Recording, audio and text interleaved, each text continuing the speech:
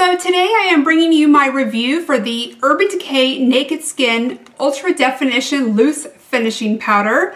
This I purchased through the Sephora website. I do believe it's been available through the Urban Decay site a little bit longer. It is available in 5 shades. I am wearing the shade Naked Light, which is the lightest shade available in the range. It is $34 and you're getting 0.28 ounces of product.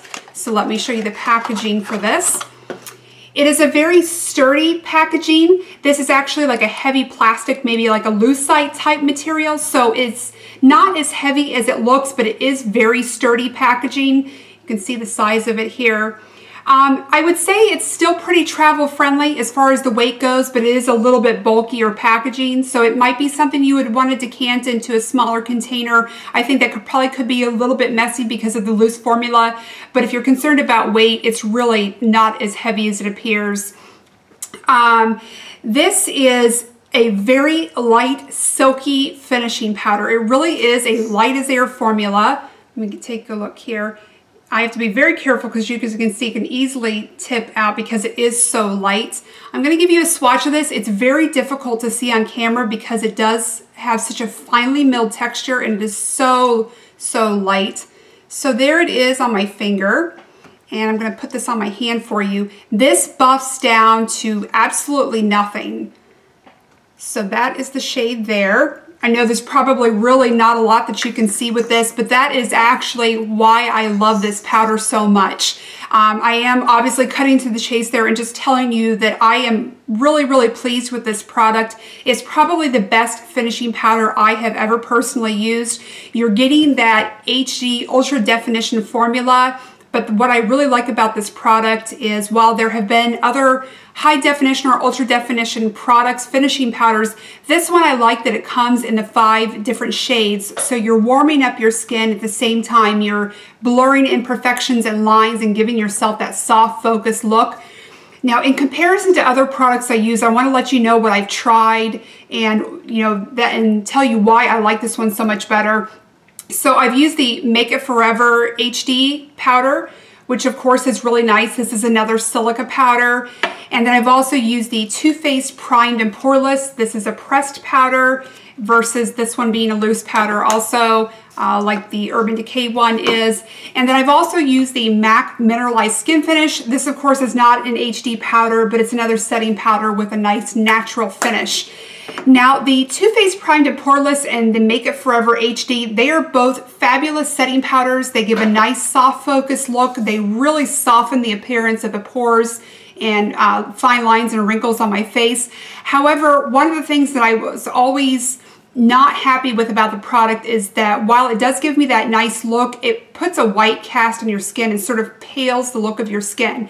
So I was having to apply that setting powder and then always go back with a bronzer to warm my face back up so I wouldn't look so pale and sort of sickly looking.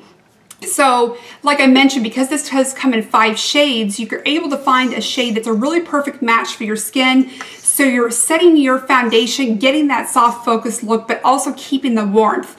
And I really don't find that I'm reaching for my bronzer nearly as often as I used to. I will use the bronzer sort of as an added touch if I'm doing a little bit heavier makeup look that day, but I find that this is absolutely the perfect way to finish off my foundation without having to add back in that warmth. And most of the time, honestly, the bronzer doesn't occur to me because I'm not having to balance back out the white cast that some of these other powders give me.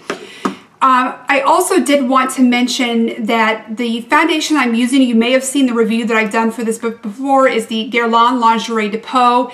It provides a semi or demi matte finish, which also the Urban Decay Naked Skin does. So I think that these are a perfect pair. They're an absolute great match for each other. One of the things that I love about the Lingerie de Peau, it was providing that nice sort of semi-matte finish, so I was getting a nice glow to my skin without it being shiny. But then when I would go in with one of my ultra definition or high definition setting powders, it was providing that soft look, but it was also sort of dulling the finish of the foundation that I really enjoyed. So another great thing about the Urban Decay is it's a much more natural demi-matte finish. So of course you're keeping the oily skin and that shining through at bay, but you're getting a very natural look. So I want to say that you're getting the best of like a MAC mineralized skin finish and the natural sort of cover that this provides, but then you're also getting the benefits of a high definition powder. So it's like these two products came together to create the most perfect finishing powder for your skin. I am not producing less oil during the day, so I'm primarily oily in this spot here. So I'm not less oily, but I find that I'm not touching up.